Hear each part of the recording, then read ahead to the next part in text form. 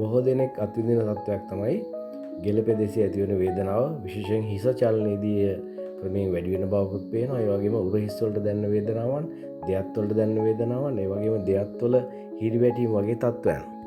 මෙවැනි තත්ත්වයන් වලට හේතු බොහොමයක් තිබුණත් වැරදි ඉරියව් භාවිතා කිරීම පෙන්වලා දෙන්න පුළුවන්. උදාහරණයක් විදියට නිදා ගන්න වෙලාවට ඇඳේදී නිවැරදි කොට්ටේ නිවැරදි විදියට භාවිතා නොකිරීම, ඒ වගේම ජංගම දුරකථනයේ නිදාගෙන භාවිතා කිරීම පෙන්වලා දෙන්න පුළුවන්. මෙවැනි වේදනාවක් නැති වුනහම NSAID එහෙම නැත්නම් වේදනානාශක භාවිතා කිරීම සුලභව දකින්නට පුළුවන් තත්ත්වයක්.